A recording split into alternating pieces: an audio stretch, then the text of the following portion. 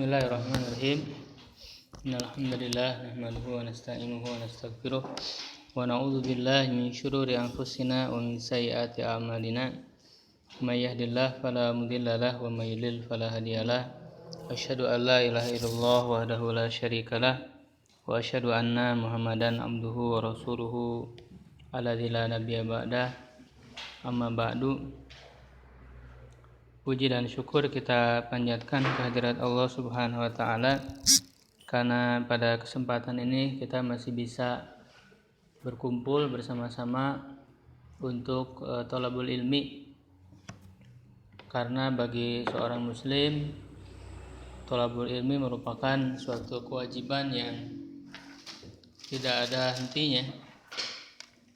Sampai para ulama itu ketika mereka menjelang ajal pun mereka tetap menuntut ilmu. Ya, apalagi kita yang ilmu kita yang masih sedikit. Ya, karena sesungguhnya mempelajari ilmu itu adalah semata-mata untuk meningkatkan keimanan kita kepada Allah dan juga meningkatkan kualitas amal kita. Karena kualitas amal itu tidak tergantung kepada banyak atau sedikitnya, ya, tetapi akan sangat tergantung kepada baik atau tidak.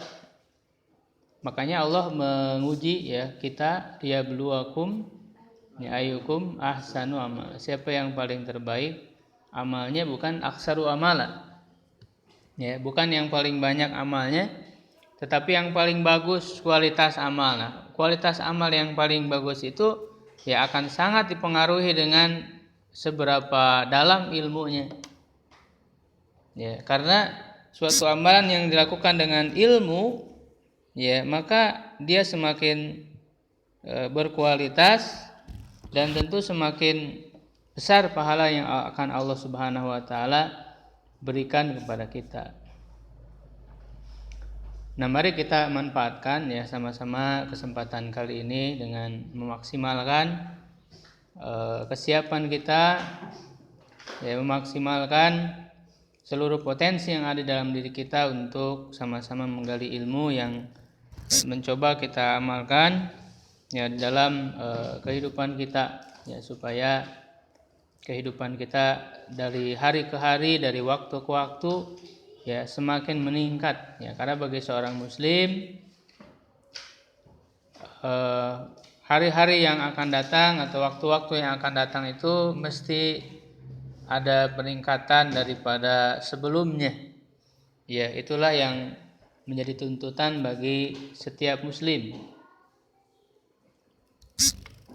Nah, untuk pembelajaran kita sekarang tarikh ya, sejarah Islam. Insyaallah untuk minggu atau minggu keempat kan biasa kita isi dengan apa? Ulumul Quran ya, karena kita sudah banyak membahas Ulumul Quran. Ya, jadi nanti di minggu keempat kita akan langsung ke pembahasan Raudhatun Nazir ya. Yang langsung ke usul fikihnya. Ya. Gitu.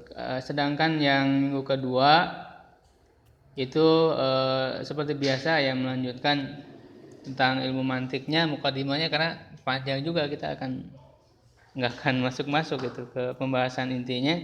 Nah, sehingga nanti di jadwal Ulumul Quran ya kita akan langsung masuk ke usul fikih ya di Raudhatun Nadir yang langsung pembahasan usul fikihnya. Ya, karena nanti juga ada pembahasan ulumul Qur'annya lagi di dalam usul fikihnya itu. Ya, nanti poin-poin yang ada di ulumul Qur'an akan dibahas lagi. Ya, karena ketika nanti membahas tentang dalil-dalil, ya dari dalil-dalil yang pertama itu adalah Qur'an. Ya, nah berkenaan dengan Qur'an akan ada lagi pembahasannya di Raudhatun Nazir itu. Ya, jadi kita fokus ke kitab itu. Ya, nanti kitab-kitab yang lain sebagai pelengkap saja ya, supaya kita fokus ya gitu. Apalagi kalian kan sudah punya bukunya Jadi diharapkan kita bisa mengkajinya, ya. Kemudian untuk pembelajaran hari Jumat, ya, untuk pembelajaran hari Jumat, ini akan diatur kembali, ya, sistemnya.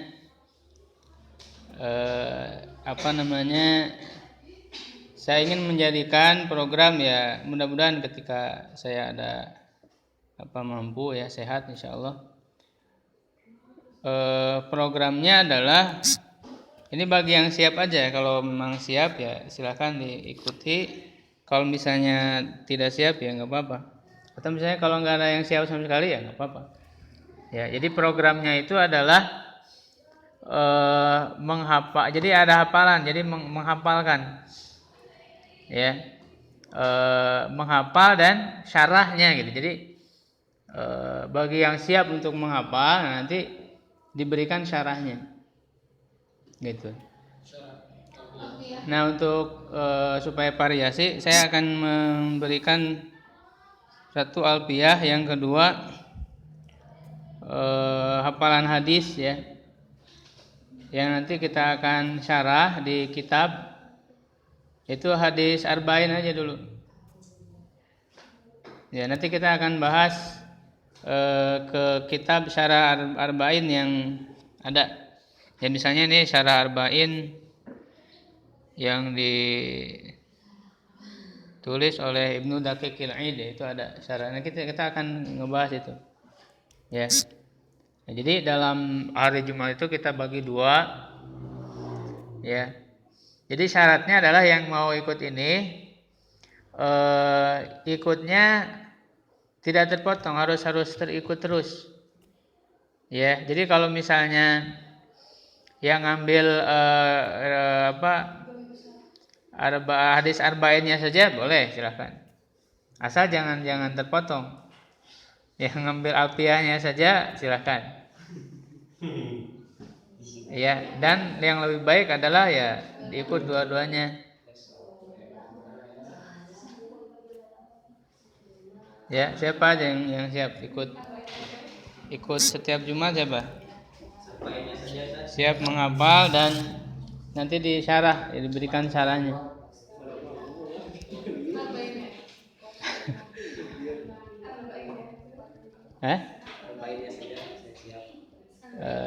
Coba ditulis siapa yang siap setiap Jumat, siapa?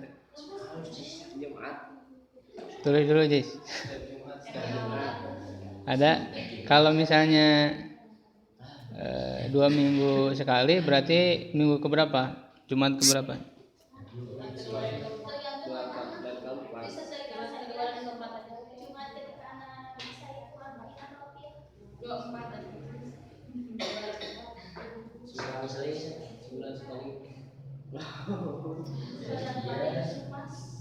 Hah?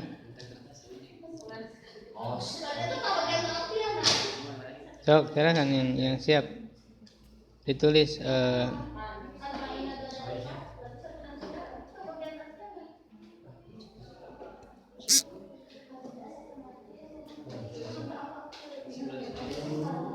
Ya, kita akan masuk ke pembahasan. Saya ingin masuk langsung ke Khulafaur Rasyidin, ya, insyaallah.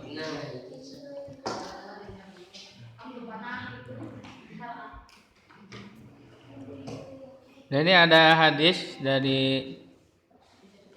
di dalam kitab Al-Mustadrak ala Sahihain, ditulis oleh Imam Abu Abdullah Muhammad bin Abdullah Al-Hakim An-Naisaburi, halaman 288, hadis nomor 334. Al-Hakim berkata, hadatsana Abul Abbas Muhammad bin Yaqub Sanal Abbas bin Muhammad Ad-Dawri. Sana itu kependekan dari hadatsana.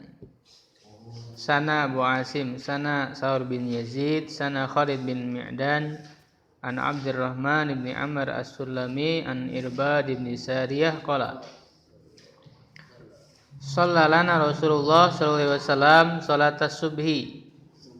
Rasul sallallahu alaihi wasallam salat untuk kami salat subuh, maksudnya mengimami kami, summa aqbala alaina, kemudian menghadap kepada kami, fa wa'adna mau'izatan, lalu beliau memberikan nasihat, ya, dengan nasihat wajilat minhal qulub, yang membuat hati bergetar, ya, wa daripat minhal uyun, dan mata membuat menjadi terbelalak. Faqulna ya Rasulullah ka'annaha mau'izatu muwaddi' fa'ausina. Maka kami berkata, wahai Rasulullah, ya, seakan-akan ini, ya, nasihat ini adalah mau'izatu muwaddi', nasihat perpisahan. Fa'ausina, maka berikanlah kami wasiat. Di sini tidak diceritakan bagaimana isi dari tausiah tersebut, nasihat tersebut, ya.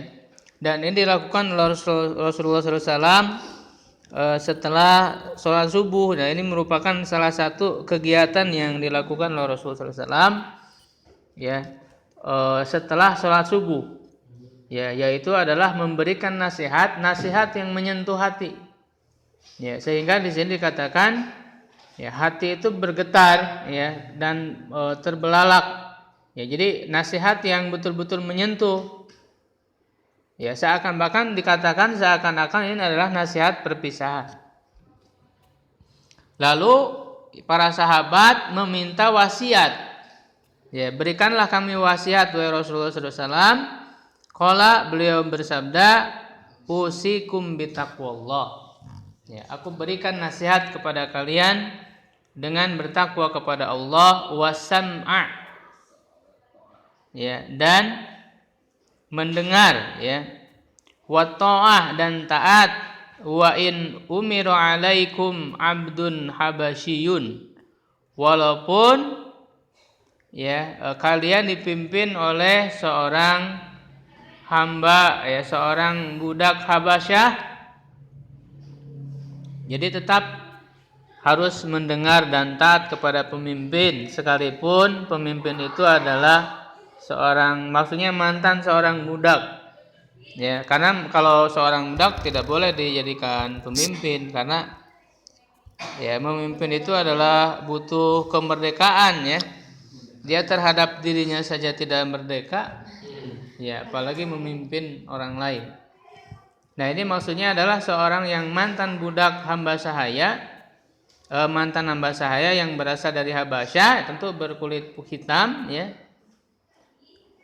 Fa innahu, maka sungguhnya man ya'is minkum, siapa yang hidup di antara kalian, ya, maksudnya setelah Rasulullah SAW, fasayara ikhtilafan katsiran, maka akan melihat banyak terjadi perselisihan. Maka apa yang diwasiatkan oleh Rasulullah SAW ketika terjadi itu? Fa'alaikum bisunnati, maka hendaklah dia berpegang teguh kepada sunnahku, wa sunnatil khulafair rasyidin, dan sunnah khulafair rasyidin al-mahdiyin, yang diberikan petunjuk, addu alaiha bin nawajid, dan gigitlah dia dengan gigi, ya, dengan gigi-gigi, ya, dengan kuat. Wa iyyakum, dan hati-hatilah kalian, wa muhdatsatil umur, perkara yang diada-adakan, fa inna kulla bid'atin dhalalah, sesungguhnya setiap bid'ah itu adalah sesat. Nah, di sini jelas mengandung perintah agar kita berpegang teguh kepada sunnah Rasulullah SAW. Ya, artinya semua yang dilakukan oleh Rasulullah SAW harus menjadi panduan, harus dipegang teguh, bahkan, ya, gigit dengan sekuat-kuatnya. Dan yang kedua, sunnahnya siapa? Khulafair Rasyidin, karena pada hakikatnya Khulafaur Rasyidin itu adalah mereka semua mengikuti jejak Rasulullah SAW. Nah, di sini mengandung perintah yang tegas. Kalau kita disuruh berpegang teguh kepada suatu sunnah, ya, dan ini merupakan kewajiban, ya, karena perintah, maka tentu menjadi wajib bagi kita untuk mempelajari sejarahnya. Ya, karena tidak mungkin kita bisa mengikuti sunnah Rasulullah kalau kita tidak mengetahui bagaimana sirah Rasulullah SAW. Begitu pula kita tidak bisa mengikuti sunnah yang dilakukan oleh Khulafaur Rasyidin. Ya, kalau kita tidak mengetahui sejarah dari Khulafaur Rasyidin. Ya. Dan itu semua sudah lengkap menjadi teladan ya bagi kita ya, terutama dalam masalah kepemimpinan, karena ini adalah para khalifah. Ya, dalam hal kepemimpinan kita sudah punya teladan yang harus kita ikuti. Ya, dengan adanya 4 khalifah Khulafaur Rasyidin itu merupakan model yang lengkap memberikan panduan kepada kita. Ya, bahkan dari segi karakternya saja itu kan berbeda-beda antara 4 khalifah itu, sehingga sebenarnya menjadi teladan. Ya, memberikan karakter yang berbeda-beda. Ya. Gitu. Jadi kalau mau ditarik secara umum, keumuman karakter orang, ya ini dicontohkan ada 2 ya, yaitu Khalifah Abu Bakar dan Umar. Kalau Abu Bakar itu lembut, kalau Umar itu ya tegas ya. Jadi 2 model itu menjadi secara umum. Kalau mau dijabarkan lagi bisa menjadi 4. Ya, bisa menjadi 4 ya, gennya istilahnya itu gennya. Kalau Abu Bakar gennya lembut ya, kalau Umar gennya, karena kan setiap manusia itu ada gennya, ada gen, termasuk gen karakter. Nah, kemudian kalau mau dijabarkan jadi 4 dengan Utsman dan Ali. Ya, Utsman itu satu gennya dengan Abu Bakar lembut, dan Ali gennya dengan Umar. Ya. Cuman keduanya diberikan kelebihan lain. Kalau Utsman itu diberikan sifat pemalu. Ya, sampai kalau beliau mandi itu ditutupi semua rumahnya. Ya. Ya, bahkan kata Rasulullah SAW, ketika satu persatu Abu Bakar masuk ke rumah Rasul ya, Rasulullah SAW dalam keadaan tiduran dan tersingkap betisnya, ya beliau tidak merubah posisinya, ya tetap dalam keadaan seperti itu. Abu Bakar masuk. Kemudian yang kedua setelah Abu Bakar keluar, Umar masuk, tetap begitu ya. Kemudian Utsman masuk, Rasul langsung merubah posisi dan merapikan pakaian. Ketika ditanya oleh Aisyah, ya Rasulullah, Abu Bakar masuk engkau seperti ini, Umar masuk engkau seperti ini, sedangkan ketika Utsman masuk, kenapa engkau merapikan pakaianmu, merapikan posisimu? Lalu apa kata Rasulullah SAW? Wahai Aisyah, siapa yang tidak malu ya kepada Utsman, yang malaikat saja malu kepadanya. Ya. Karena saya khawatir kalau saya dalam keadaan seperti itu, ya dia tidak mau mengungkapkan keperluannya. Jadi merasa segan kepada Rasul dalam keadaan seperti itu. Utsman enggan untuk bercerita, canggung, enggan untuk bercerita. Ya, gitu. Sedangkan Abu Bakar biasa bahas biasa. Nah, ini kelebihan Utsman diberikan sifat seperti itu. Dan juga tentu beliau dermawan ya, karena beliau paling kaya di antara 4 itu. Utsman yang paling kaya, ya, dermawan sekali Utsman itu. Bahkan sampai sekarang kan Utsman itu rekening yang wakaf Utsman itu sampai sekarang masih ada. Sumur rumah yang dulu diwakafkan kepada kaum muslimin sebagai sumber air, ya itu kan sampai sekarang menjadi wakafnya itu disimpan di rekening, dan rekeningnya atas nama Utsman bin Affan. Sampai sekarang masih ada. Jadi itu sudah dibangun hotel-hotel yang megah di Madinah itu ya. Nah, kalau Ali diberikan sikap humoris ya, tambahan sikap humoris. Kalau Ali itu ya, suka ya, diberikan kelebihan juga sikap humoris ya. Di antaranya misalnya ketika Rasulullah SAW bercanda dengan Ali, itu memasukkan biji kurma ya ke dalam bajunya itu ya, ketika makan kurma.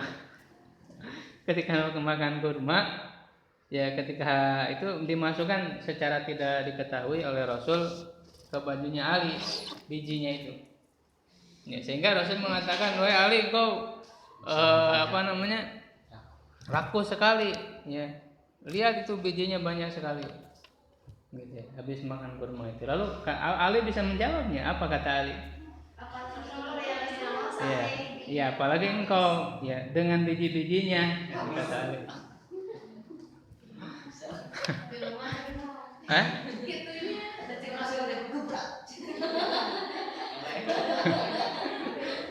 Ya, jadi ada kelebihan tertentu. Jadi kalau kita membaca biografi mereka, makanya biografi mereka itu ya kita tinggal meneladani mereka. Ya, dan teladan yang lengkap itu adalah Rasulullah SAW.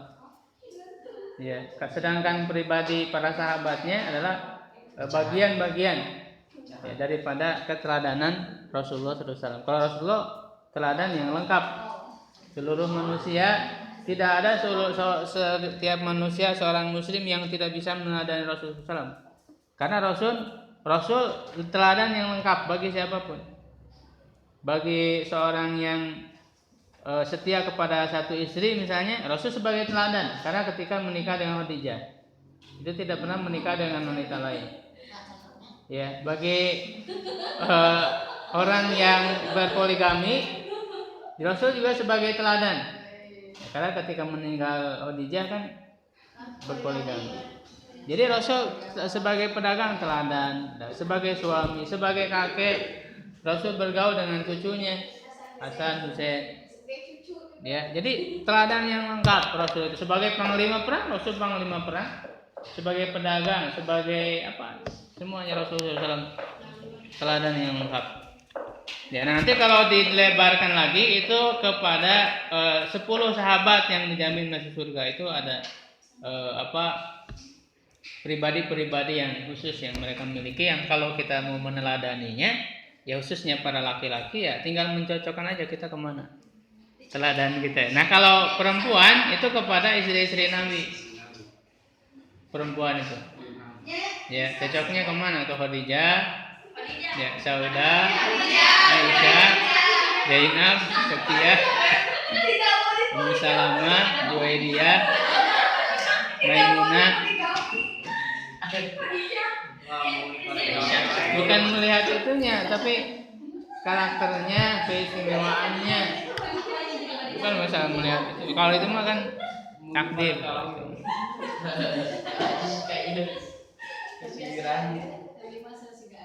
Justru dia kayak orang yang bisa berbagi, sodako.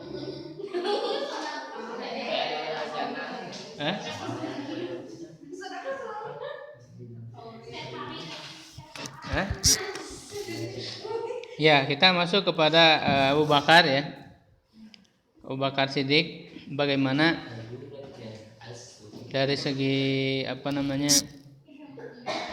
di sini banyak sebagai kitab-kitab berujukan. Ya, ada kitab Al-Bidayah wan Nihayah. Kemudian juga kalau Bidayah bin Nihayah itu menyoroti tentang sejarahnya. Ya, tidak terlalu kepada pribadinya, tidak terlalu kepada biografinya. Ya, kalau Syiar Alam Nubala ya Imam Az-Zahabi ini lengkap. Kepada biografinya panjang sekali penjelasannya, dan juga kepada sejarahnya berdasarkan riwayat-riwayat dikemukakan, hampir semua riwayat dikemukakan oleh Imam Az-Zahabi. Kalau yang Sofwa ini lebih kepada karakternya, ya, lebih kepada karakter yang dibahas, ya, yang bisa diteladani. Sifat Sofwa yang ditulis oleh Imam Ibnu Jauzi. Ya, kalau yang zaman sekarang misalnya banyak menulis sejarah, khususnya biografi, itu misalnya ini adalah siapa? Ali Muhammad As-Shalabi ya. Ali Muhammad As-Shalabi, beliau banyak sekali karya-karya tentang sejarahnya, ini cukup bagus dengan analisisnya. Ya, Dr. Ali Muhammad As-Shalabi. Ya, kita ingin melihat kalau ini panjang juga membahasnya. Kita lihat di Sofatu Sofwah. Ya, dari mulai nama dan nasabnya. Kalian kan kita mengenal namanya Abu Bakar. Itu bukan nama asli. Nama aslinya siapa? Nah, ini ada di situ, tinggal dibaca. Ya. Nah, jadi Ibnu Jauzi mengatakan bada'tu bidzikril asyrah. Aku mulai menyebutkan asyrah, maksudnya apa? 10 sahabat yang dijamin masuk surga. Summa dzakartu man ba'dahum. Kemudian aku sebutkan orang setelah mereka ala tartibi tabaqatihim. Secara susunan tabaqah mereka. Ya. Jadi ada tobakoh. Jadi sahabat-sahabat itu ada tobakohnya. Siapa yang dari paling mulia? Jadi yang sahabat paling mulia yang pertama siapa? Abu Bakar. Kedua Umar. Tiga Utsman. Empat Ali. Jadi itu tobakoh namanya. Jadi siapa yang paling mulia? Abu Bakar. Bahkan Abu Bakar itu orang yang paling mulia ya setelah para nabi. Jadi kalau dikatakan setelah para nabi berarti para pengikut nabi-nabi yang lain juga kalah oleh Abu Bakar. Saya setelah para nabi. Ya, jadi pengikut nabi, kan Rasul kan setelah para nabi.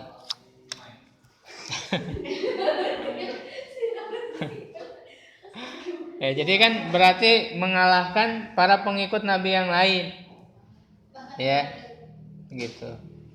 Nah, nama aslinya ismuhu Abdullah bin Utsman. Jadi nama aslinya itu Abdullah bin Utsman bin Amir bin Ka'ab bin Sa'ad bin Taim bin Murrah bin Ka'ab bin Lu'ay. Ya, jadi ketemu nasab dengan Nabi itu di mana?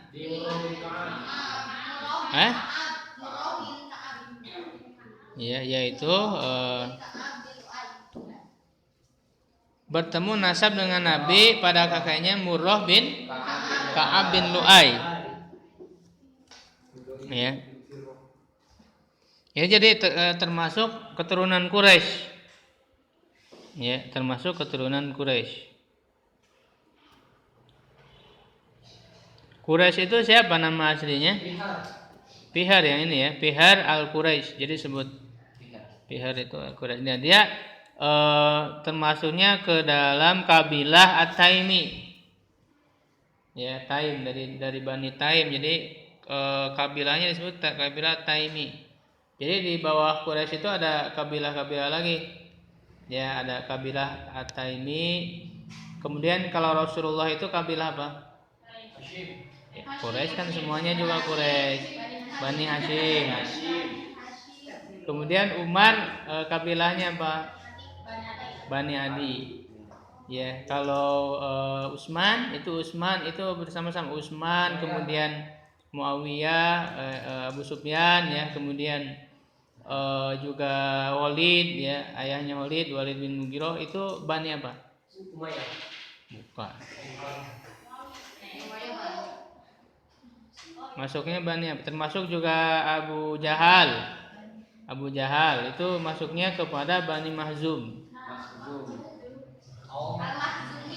Iya, makanya ada Mahzum itu Bani Mahzum. Itu Utsman, Abu Sufyan, kemudian Walid ya, ayahnya Walid Walid bin Al-Mughirah. Itu Bani Mahzum masuknya. Ya, kemudian ada lagi misalnya Abdurrahman bin Auf, saya itu nama maksudnya Bani Asad ya. Bani Asad. Nah, Abu Bakar ini sama dia Bani Taim ya. Quraisynya maksudnya Bani Taim, Abu Bakar Siddiq.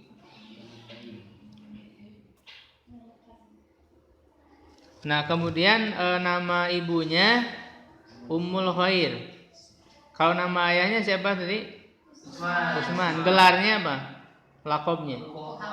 Abu Kuhafa. Makanya Abu Bakar disebut Ibnu Abi Kuhafa. Abi Kuhafa itu lakob dari ayahnya, nama asli ayahnya Utsman. Ibunya Ummul Khair Salma bintu Sakhrin bin Amir matat muslimatan. Dia meninggal dalam keadaan muslim. Nah, ini Abu Bakar merupakan orang yang sangat beruntung karena kedua orang tuanya masuk Islam. Ya, karena tidak sedikit sahabat yang orang tuanya dalam keadaan kafir. Ya kan? Gitu. Sedangkan Abu Bakar ini ayahnya masuk Islam, ibunya juga masuk Islam. Wa bitasmiyatihi bi'atik. Nah, beliau juga diberikan nama Atik. Ya, nah nama Atik ini ada beberapa sebab ya, ada beberapa pendapat apa yang menjadi Atik itu. Di sini ada disebutkan tiga. Salah satu aqwal ahaduhuma maruwiyan Aisyah anna su'ilat anha sa'alat bahwa dia bertanya lima summiya Abu Bakrin Atikon. Kenapa Abu Bakar dinamakan Atik? Faqalat nadhara ilaihi Rasulullah sallallahu Rasulullah SAW melihat kepadanya, maka kemudian Rasul bersabda, "Hadza atiqullah minan nar." Ini Atik itu artinya yang dibebaskan. Ya, ini adalah orang yang dibebaskan oleh Allah dari neraka. Maka disebutlah Atik. Itu alasan pertama. Alasan kedua, wasani annahu ismun. Ini nama sammathu bihi ummuhu, yang dinamakan oleh ibunya. Ya qalahu Musa bin Tola, dikatakan oleh Musa bin Tola. Jadi pendapat yang kedua, kenapa dinamakan Atik? Yang kedua memang dikasih oleh ibunya nama Atik. Dan yang ketiga yaitu dikatakan oleh Ibnu Qutaibah, laqabahun Nabi sallallahu alaihi wasallam bidzalika, Rasul memberikan nama laqab kepadanya, gelar kepadanya itu karena apa? Li jamali wajhihi. Ya, karena ya ketampanan wajahnya. Ya, fasammahun Nabi sallallahu alaihi wasallam, maka Nabi menamainya Siddiqon dengan Siddiq. Wa qala yakunu ba'di isna asyara khalifah, akan ada setelahku 12 khalifah. Abu Bakrin As-Siddiq la yalbathu illa qalila. Ya, Abu Bakar As-Siddiq tidak akan hidup kecuali sedikit. Kecuali sebentar. Nah, ini terbukti ya hadis Rasul ini, setelah Rasul wafat Abu Bakar menjadi khalifah cuma berapa tahun? Cuma 2 tahun, sebentar. Illa qalila, sebentar ya, 2 tahun. Bahkan kata Ali radhiyallahu anhu mengatakan, yahlifu billah, ya Ali bersumpah, ya annallaha anjala isma Abi Bakrin minas sama. Ya Allah menurunkan nama Abu Bakar dari langit, yaitu dengan As-Siddiq. Ya. Nah, kenapa beliau dinamakan dengan As-Siddiq?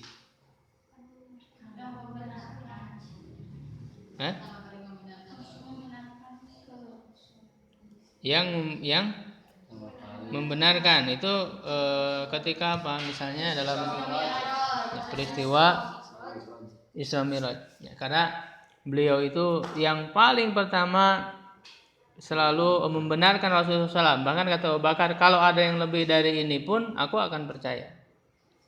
Dan dia juga karena dia sebagai orang yang pertama kali masuk Islam, ya, maka layaklah mendapatkan gelar As-Siddiq. Tapi kemudian gelar ini juga diwariskan kepada anaknya, yaitu Aisyah, ya radhiyallahu anha, ya dia As-Siddiqah. Sehingga Aisyah itu diberi nama Siddiqah bintu Siddiq, yang diberikan gelar Siddiqah bintu Siddiq. Ya, jadi, nah inilah yang menjadi pelajaran sebenarnya bahwa para perempuan ya, para muslimah itu mereka mendapatkan pendidikan dari orang tuanya ya, terutama dari ayahnya, sampai putri-putri mereka itu sama dengan ayah mereka. Ya, makanya kenapa di zaman Nabi tidak ada ta'aruf? Ya, kalau orang mau menikah, ya tidak ada istilahnya kalau bahasa sekarang ta'aruf yang untuk ta'aruf dulu ya, perkenalan gitu. Nggak ada, zaman Nabi nggak ada. Ya itu kenapa? Karena misalnya ketika Rasulullah SAW menikah dengan Aisyah, Rasul tidak ta'aruf dengan Aisyah karena dulu itu betul-betul bagaimana orang tua mewariskan ya sikap-sikap mereka, mendidik anak mereka itu sampai ya sangat menyerupai orang tuanya.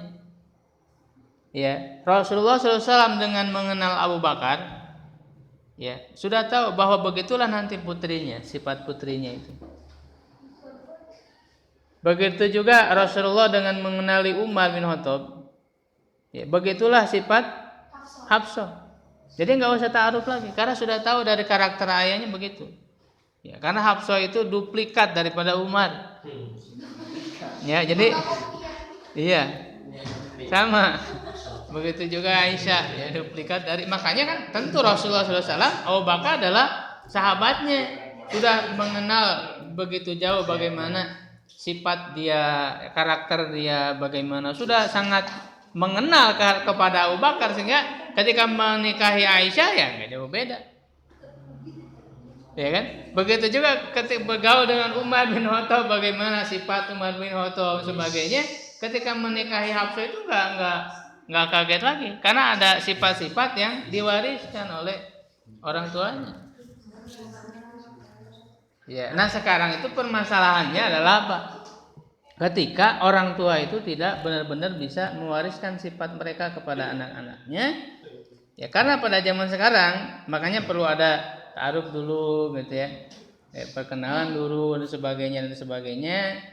Ya, walaupun kita sudah mengenal orang tuanya baik dan sebagainya, tapi putrinya belum tentu, anaknya belum tentu. Kenapa? Karena pada zaman ini ya, para anak-anak itu selain mereka adalah anak orang tua mereka, mereka juga adalah anak televisi. Ya, mereka juga adalah anak dari HP, dari kemajuan teknologi, anak dari internet dan sebagainya. Sehingga kebanyakan kan justru yang membentuk karakter, yang membentuk kepribadian mereka ya bukan orang tua. Justru banyak dibentuk oleh televisi. Ya, banyak dibentuk oleh ya internet dan lain sebagainya. Ya, sehingga disinilah perlu ta'aruf, walaupun sebenarnya ta'aruf itu bukan hanya sebelum menikah, tapi sebenarnya ta'arufnya terus menerus sampai sudah menikah pun tetap ta'aruf. Ta'arufnya terus menerus, ya terus menerus, karena banyak yang belum kita ketahui dari sana. Ya jadi atik ya dari itu. Kemudian yang ketiga sudah tadi ya dikarenakan ketampanan wajahnya.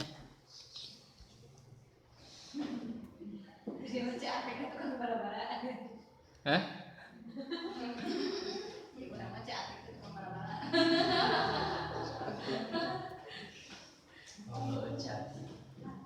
Ya jadi Abu Bakar itu ganteng ya secara ini, tampan. Ya begitu juga Aisyah ya tentunya.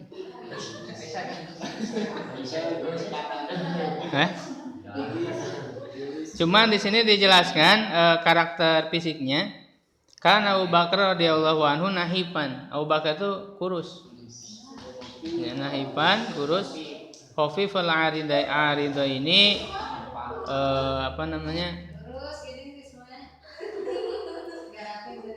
di sini dijelaskan ya, berkulit putih ya. Aisyah menerangkan karakter ayahnya, beliau berkulit putih, kurus, tipis kedua pelipisnya,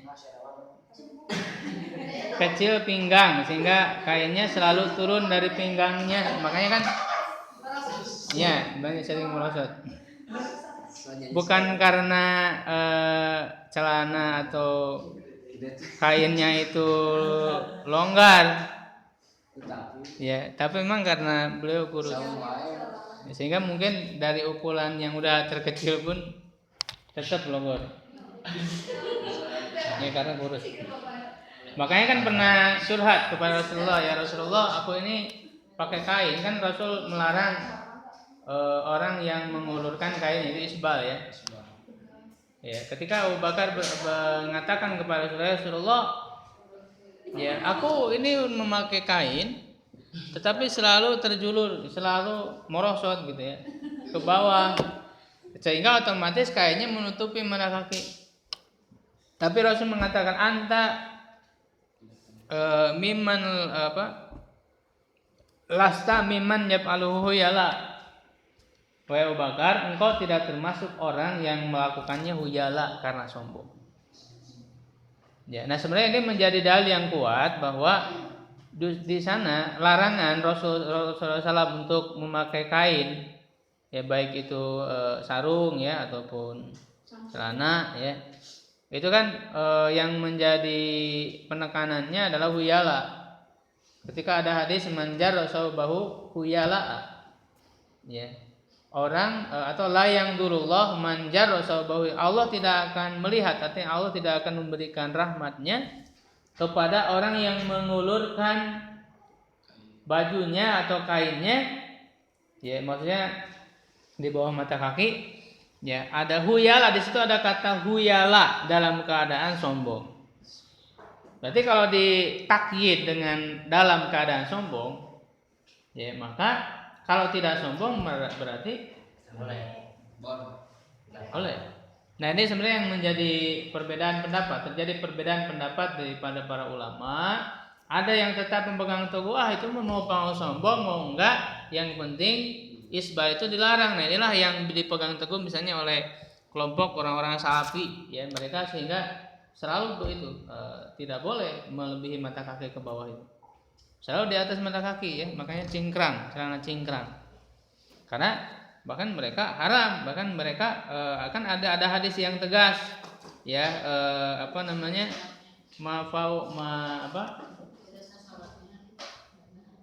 ya la yaqbalullahu sholatan musbil, itu ada hadisnya. Allah tidak menerima salat orang yang isbal. Ada lagi hadis yang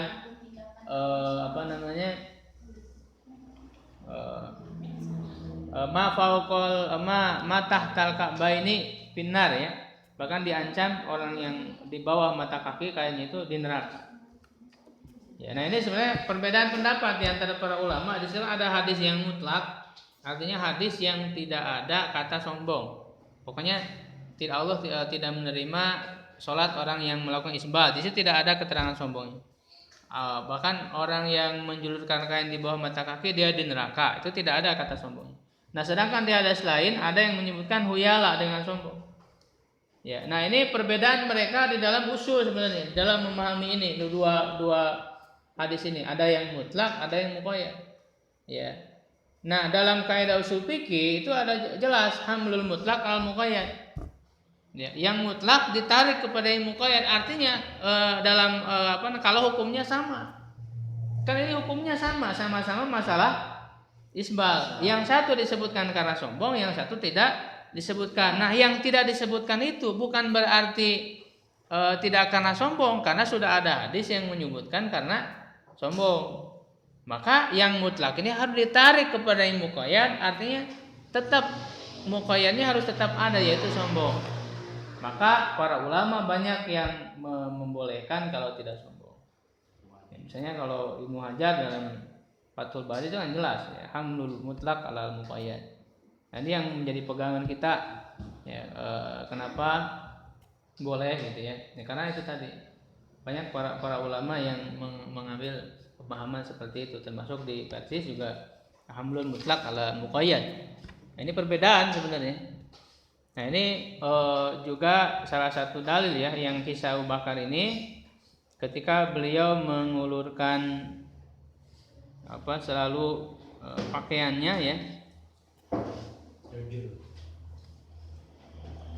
kemudian wajahnya selalu berkeringat, hitam matanya, berkening lebar, tidak bisa bersajak dan selalu mewarnai.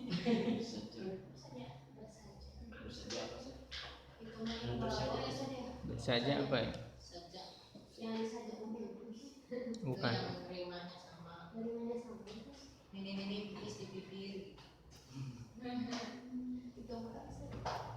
Dan selalu mewarnai jenggotnya dengan memakai hinai maupun katam. Ini pacar. Ya, jadi mewarnai jenggot ya atau juga rambut boleh. Kalau sudah beruban, yang penting hinai dicampur dengan katam, soalnya dicampur. Ya. Tetapi kalau yang namanya campur itu tidak warna hitam, karena kalau warna hitam justru dilarang. Jadi misalnya kita mencelup ya, apa istilahnya itu? Ya, kalau misalnya udah wisan ya, udah beruban, itu tidak boleh di warnai hitam, pikok hitam nggak boleh. Tidak boleh. Ya, nah ini oleh Ibnu Qayyim dijelaskan di Kitab Zadul Ma'ad, kalau dicampur antara hinai dengan katam, ya itu justru warnanya itu antara hitam dan merah, jadi tidak hitam. Ya. Nah itu boleh. Nah kalau warna hitam nggak boleh justru, karena ada hadis larangannya. Ya, warna hitam tidak boleh. Nah itu juga biasa dilakukan oleh Abu Bakar Siddiq. Ya.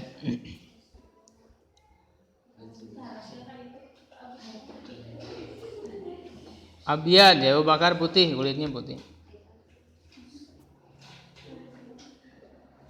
Nah kemudian, ini sebenarnya masih banyak ininya. Taqaddumi islamihi. Nah ini keislaman dari Abu Bakar Siddiq ya, tentu kita sudah mengetahuinya bahwa di hari dakwah Rasulullah SAW lah dia masuk Islam. Jadi hari pertama dakwah Abu Bakar masuk Islam. Ya, bahkan ketika Rasulullah SAW mengajak itu, Abu Bakar tidak berpikir lagi, langsung aja diterima. Karena memang sebelum menjadi Rasul pun sudah menjadi sahabat dekat dengan Abu Bakar itu, Rasulullah SAW. Jadi sudah sangat kenal. Ya bagaimana sangat dipercaya kejujuran Rasulullah SAW, ya, sehingga Abu Bakar tidak ada lagi keraguan. Zikru auladihi, nah kita mengenal dulu anak-anaknya. Kana lahu minal walad, anaknya itu adalah yang pertama Abdullah bin Abi Bakar. Abdullah ini yang dia berperan sebagai apa? Misalnya dalam Sirah Nabawiyah dijelaskan ketika Rasulullah SAW hijrah bersama Abu Bakar, itu kan peristiwa hijrah Rasul ke Madinah itu betul-betul ya keluarga Abu Bakar menjadi berperan besar dalam hijrah Rasul, dari mulai pendanaan, dananya semua dibiayai oleh Abu Bakar. Dananya dibiayai oleh Abu Bakar, sampai ketika di rumah itu kan ada anaknya ya Asma, ya, dan juga ayahnya Abu Bakar ya Abu Quhafah ya Utsman, yang pada saat itu belum masuk Islam, ketika Rasul hijrah itu belum masuk Islam dan dalam keadaan buta. Sampai ketika mau pergi itu di baskom ya, itu disimpan kerikil-kerikil batu.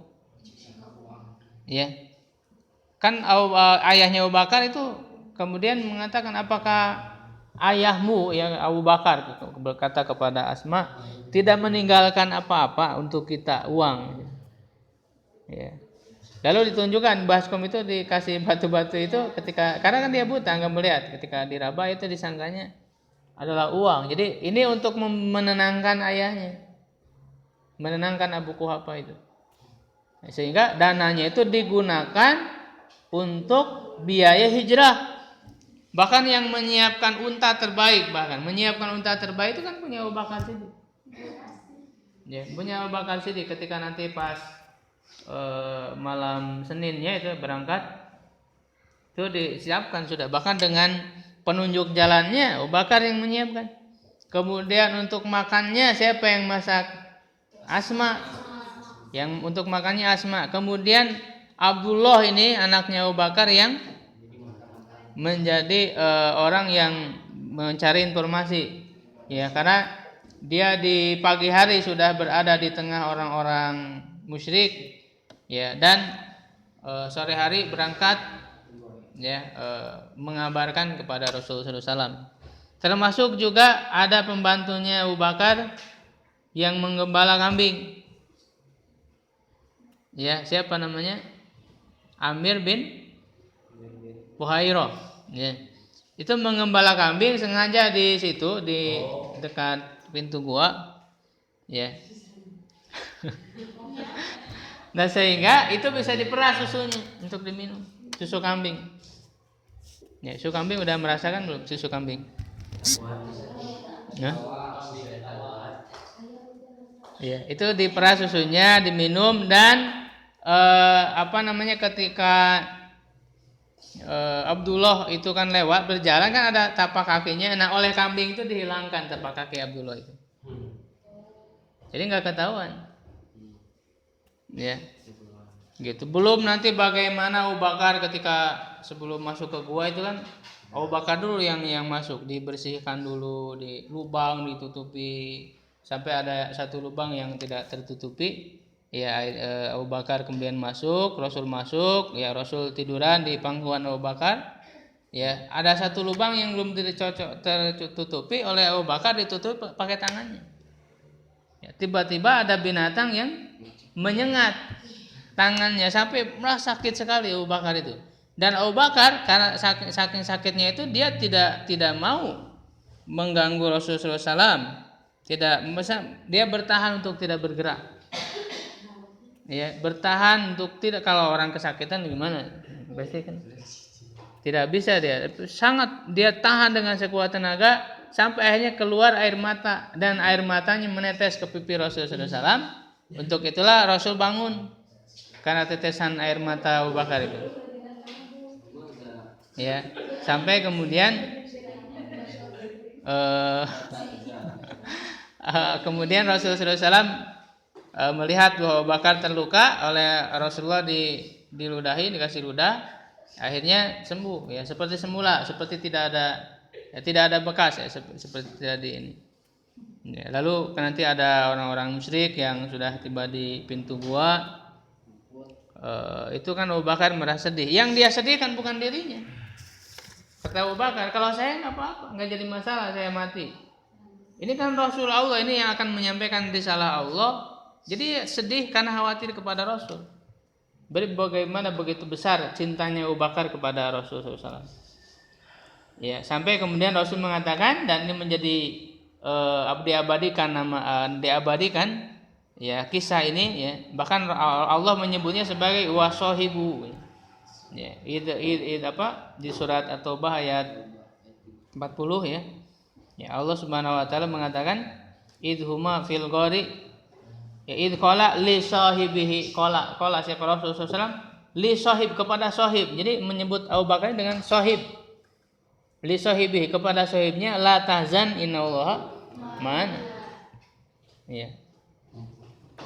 Nah, ini Abdullah berperan dalam itu, dan juga Asma diberi gelar apa? Zatun nitaqaini. Nah, ini juga berkenaan dengan kisah hijrah tadi itu.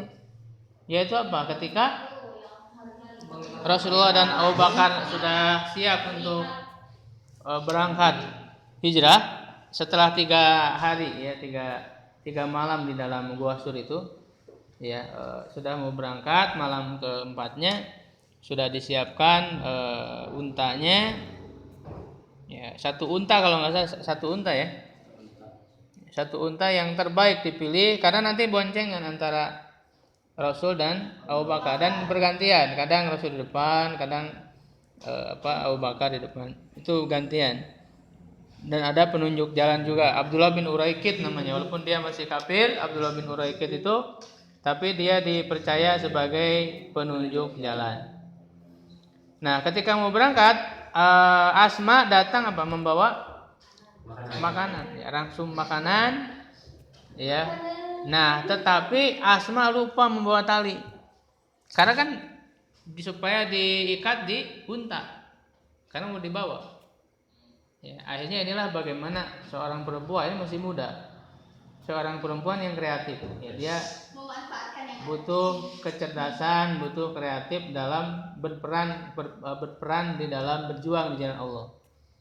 Ya, karena tentu laki-laki itu kan berada di depan, sedangkan perempuan itu perannya di mana?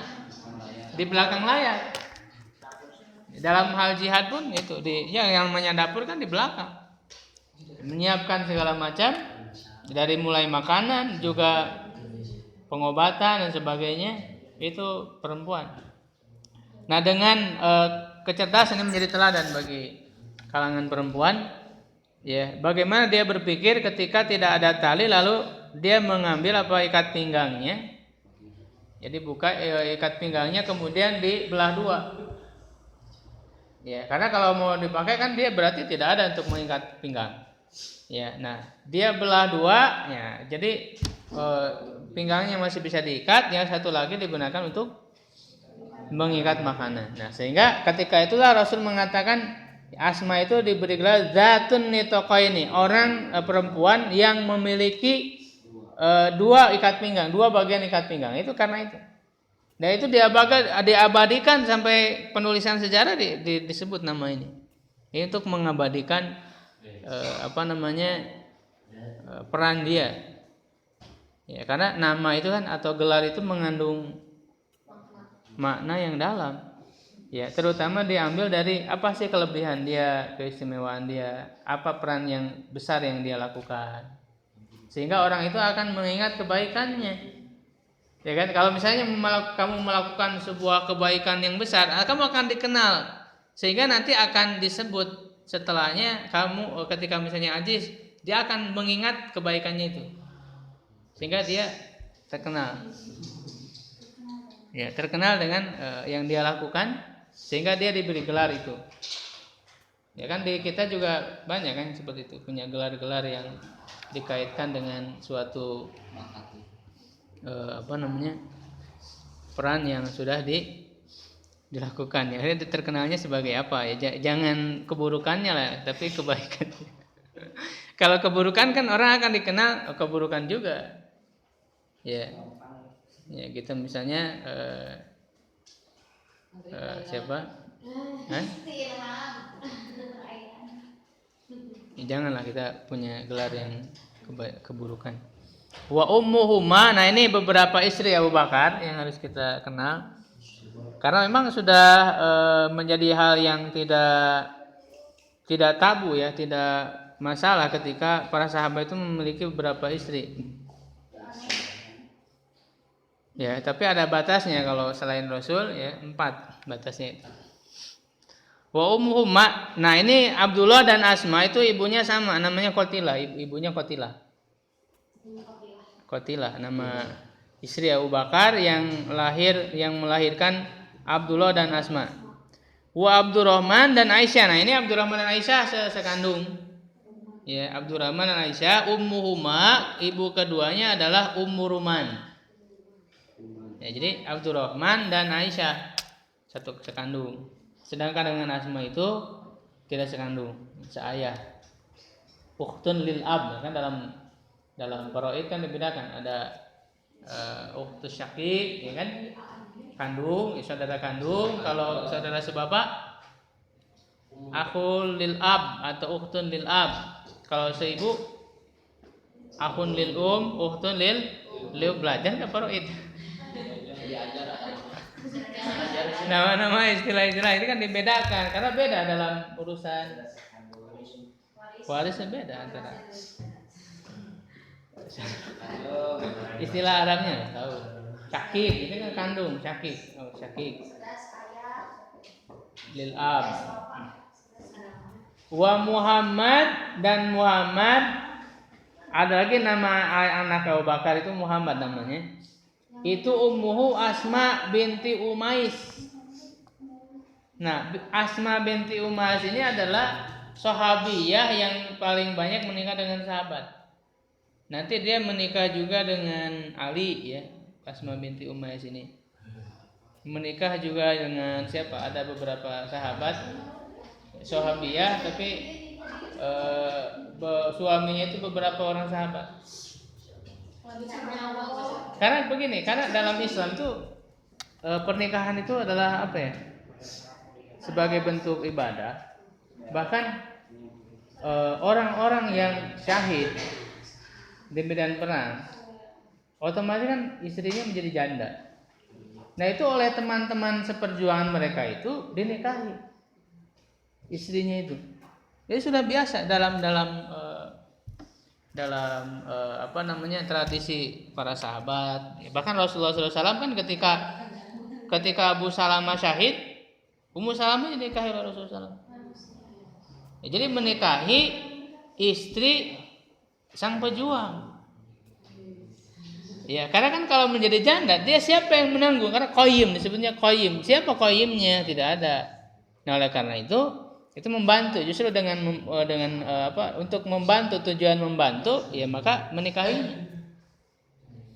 Ya, jadi makanya ada Asma bintu Umayyah itu dia menikah dengan beberapa orang sahabat. Ya, Abu Bakar, kemudian nanti menikah juga dengan Ali. Satu lagi ada 3 kalau berapa? Satu lagi apalagi namanya? Ya. Kemudian Ummu Kulsum. Nah, ini ada berapa berarti istri Abu Bakar?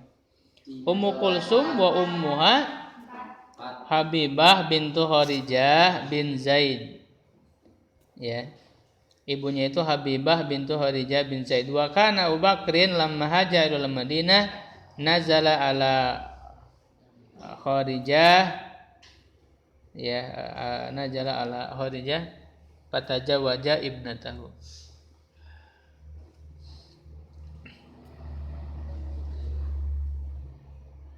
Fa amma Abdullah fa innahu syahidat Taib.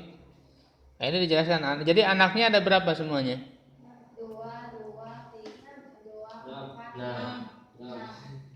4. Nah, ini dijelaskan sedikit ininya. Abdullah itu menyaksikan Taib, maksudnya perang Taib. Perang Taib itu tahun berapa?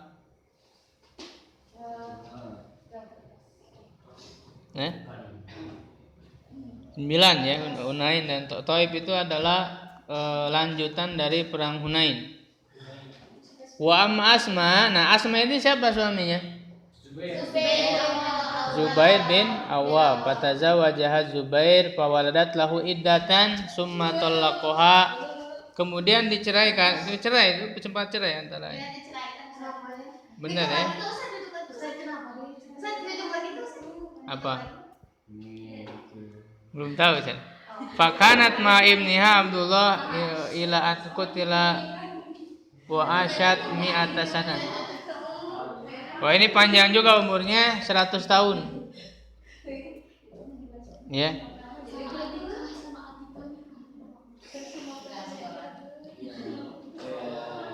Jadi kalau dalam Islam itu tidak terlalu apa ya? Karena kalau kita kan jadi masalah besar gitu. Orang nikah lagi jadi masalah besar dan sebagainya. Tapi dalam Islam itu dalam sejarah gitu para sahabat ini tidak. Bahkan ketika Rasul menikahi Aisyah yang umurnya masih muda, itu enggak ada yang bahkan orang-orang kafir Quraisy sekalipun, kalau zaman sekarang pasti akan menjadi serangan yang sangat besar kan kepada Rasulullah. Pada saat tidak ada orang-orang kafir pun tidak ada yang nyerang masalah itu, tidak ada. Justru kan harusnya kalau orang itu benar-benar benci kan, kalau ini adalah sebuah celah gitu ya, sesuatu yang ya celahnya gitu ya, ini harusnya diserang oleh mereka. Rasul menikahi anak kecil gitu, harusnya diserang. Itu nggak ada, mereka nggak nyerang masalah itu ya, karena memang pada saat itu hal-hal seperti itu sudah biasa ya. Dan dalam Islam itu pernikahan itu bukan dilihat dari segi usia ya, dan bukan dari segi usia ya, tapi dari segi kedewasaan. Aisyah itu walaupun dia kan ketika dinikahi umurnya 7 tahun kan, atau 6 atau 7. Nanti setinggal itu di tahun berapa? Menikah tahun berapa? Belum hijrah, tahun kenabian. Rasul menikahi Aisyah. Wah, ini ngulang murojaah lagi sirahnya.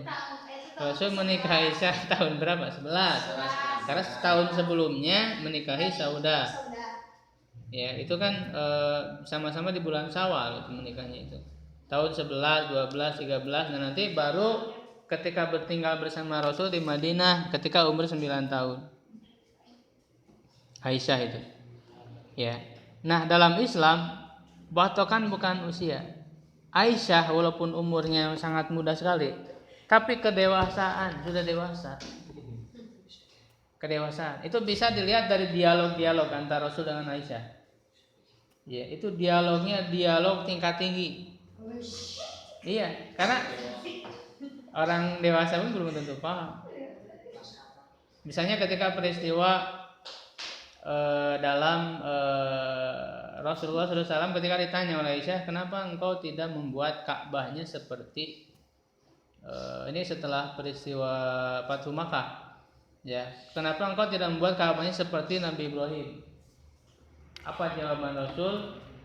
Rasul menjawabnya yang sangat tinggi, jawabannya itu karena mereka baru, ya wahai Aisyah, kata Rasulullah, mereka baru saja masuk Islam. Paham nggak jawaban Rasulullah SAW? Enggak kan? Aisyah paham. Ya, jadi menunjukkan kedewasaan. Ya, jadi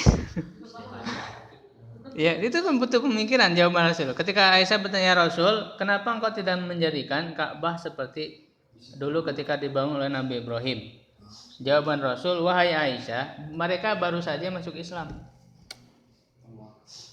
Mikir dulu kan, mikir apa maksudnya? Aisyah, itu jawaban Nabi kepada Aisyah yang masih belia. Bahkan Aisyah itu nanti akan dihadapkan dengan suatu masalah besar yang ketika umurnya masih belasan tahun, masih sekitar 16 tahun. Itu dalam peristiwa apa? Hadis Ulifki, ya kan, dituduh berbuat zina dengan sahabat yang tertinggal pada itu, Sofwan bin Mu'attal. Ketika setelah perang Bani Mustalik, ya kan, sampai nanti Allah menurunkan surat An-Nur untuk menyatakan bahwa Aisyah itu suci, terbebas dari tuduhan itu. Ya, maka dikenal juga Aisyah itu sebagai orang yang disucikan langsung dari langit ketujuh, dari Allah langsung. Karena Nabi Muhammad pun nggak tahu. Ketika Ruman ibunya menyuruh kepada Aisyah, temui segera itu Rasul. Itu sebulan lamanya kan itu. Awalnya memang ketika pulang itu dia belum tahu kabar itu, karena Aisyah sakit. Ya, setelah beberapa hari, berapa lama sampai dia keluar itu malam-malam mengantar itu Ummu Mistah, ibunya Mistah. Lalu kata Ummu Mistah itu, celakalah Mistah, katanya. Kata Aisyah, wahai Ummu Mistah, kenapa kau mengatakan celaka Mistah padahal dia ikut perang Badar, kata Aisyah. Kata Ummu Mistah, ya dia telah ikut-ikutan percaya kepada berita yang tersebar tentang Aisyah yang dituduh berbuat serongnya dengan. Nah, akhirnya dari obrolan itu justru dia baru tahu Aisyah tentang kabar itu. Sebelumnya belum tahu. Nah, ketika mendengar kabar itu, ya sakitnya menjadi tambah parah. Ya, akhirnya dia meminta izin kepada Rasul untuk pulang ke rumah orang tuanya, yaitu di rumah Abu Bakar, Ummu Ruman, ya. Ibunya itu Ummu Ruman. Karena memang dia mengetahui ternyata selama ini ada perbedaan sikap dari Rasulullah SAW, tidak terlalu dekat. Bahkan ketika menanyakan kabar dari jendela, ya Aisyah, ya apa kabarmu? Itu ada jarak sehingga ini barulah tahu jawaban ternyata ini. Sampai nangis dia itu. Ya. Satu bulan lamanya fitnah itu terjadi sampai kemudian Allah menurunkan surat An-Nur. Ya. Bahkan ketika disuruh oleh Ummu Ruman, temui itu Rasul, dia nggak mau. Saya nggak mau temui Rasul dulu. Saya mau syukur dulu kepada Allah karena yang membebaskan saya bukan dia tapi Allah. Kata Aisyah. Karena memang dibebaskan langsung oleh Allah Subhanahu Wa Taala. Dan itu umurnya masih antum berapa umur? 15. 16. Itu usia segitu menghadapi permasalahan yang begitu besar. Ya, tapi Aisyah kuat. Ya, Aisyah kuat sehingga ketika Rasul wafat, Aisyah umur berapa? 18. Ya, dia setelah itu masih panjang hidupnya, dan yang namanya istri Nabi ya itu tidak boleh menikah lagi. Bagaimana dia melewati masa yang panjang setelah Rasulullah SAW tidak menikah lagi? Bahkan berapa tahun itu namanya? 45 tahun ya. 45 tahun. Selama 45 tahun setelah Rasul wafat, ya Aisyah tidak boleh menikah lagi. Maka dia sibukkan waktunya itu dengan apa Aisyah itu? Dengan ilmu. Dia banyak mengajar, terutama kepada anaknya Asma, karena dia nggak punya anak, Aisyah nggak punya anak. Ya, bahkan yang paling banyak belajar kepada Aisyah itu siapa? Masih anaknya Asma. Yang ketiga. Urwah bin Zubair. Ya, karena Urwah ini menjadi satu tabiin yang sangat banyak ilmunya. Karena memang dia waktu mudanya kan pernah berkumpul di Ka'bah itu. Ya, cerita tentang cita-cita. 4 orang yang berkumpul di dekat Ka'bah. Ya, tamannau, bercita-citalah. Itu ada siapa aja? Abdullah bin Zubair, Urwah bin Zubair, kemudian siapa? Satu lagi? Abdullah bin Umar, satu lagi siapa? Mus'ab bin Zubair. Mus'ab bin Zubair kan? Ya, itu memang dia bercita-cita ketika muda. Abdullah bin Zubair bercita-cita ingin menjadi khalifah. Kemudian Urwah bin Zubair, saya ingin menjadi ulama. Ini cita-cita dia. Urwah bin Zubair, saya menjadi ulama yang orang mengambil ilmu dari saya. Itu Urwah. Kemudian Mus'ab bin Zubair, dia bercita-cita untuk menjadi pemimpin Irak dan menikahi 2 orang perempuan. Menikahi 2 orang perempuan. Itu cita-cita dia. Abdullah bin ya, itu kan mengajak Abdullah bin Umar, tamannau, bermimpilah, bercita-citalah. Jadi nggak apa-apa orang punya cita-cita, karena kan untuk mencapai cita-cita tertinggi di surga itu kan harus melewati cita-cita dunia dulu. Dia dengan peran apa di dunia untuk menggapai surga itu, melalui apa? Misalnya melalui peran apa? Kita kan sebagai apa? Sebagai guru, apakah sebagai ulama, sebagai khalifah, sebagai apa, kan banyak jalan. Nah itu gak apa-apa. Mau bercita-cita jadi khalifah Abdullah bin Zubair. Kemudian Abdullah bin Umar, adapun saya hanya bercita-cita bisa diampuni oleh Allah. Melalui waktu ini diceritakan juga oleh Az-Zahabi dalam Syiar A'lam An-Nubala, dan beliau mengatakan mereka semua dia telah meraih cita-cita mereka. Abdullah bin Zubair betul menjadi khalifah. Ya, ketika ketidaksetujuan Muawiyah memilih anaknya siapa? Yazid bin Muawiyah. Nah, justru penduduk Mekah itu memilih Abdullah bin Zubair sebagai khalifah. Nah, itu oleh para ulama sah disebutkan kekhalifahannya. Urwah bin Zubair juga mendapatkan apa yang dia cita-citakan, dan dia menjadi ulama besar. Kepada siapa belajarnya? Aisyah. Dia banyak belajar kepada Aisyah karena keponakan mahram. Keponakan anaknya Asma. Nah, jadi dari situ Urwah itu banyak belajar dari Aisyah. Jadi ilmunya Aisyah itu banyak disampaikan kepada. Nah, ini juga menjadi hikmah. Kenapa Rasul menikahi Aisyah yang masih belia dan dialah satu-satunya yang gadis? Karena ternyata yang bisa menampung ilmunya Rasul adalah Aisyah. Paling bisa menampung ilmunya. Ya, dia nggak punya anak, jadi nggak sibuk dengan anak. Kemudian kalau yang lain kan kayak Ummu Salamah, anaknya 3, gitu ya. Kemudian yang lain juga sama sibuk. Zainab misalnya, dia kalau Zainab binti Jahsyin itu juga dia orang perempuan yang punya home industry ya.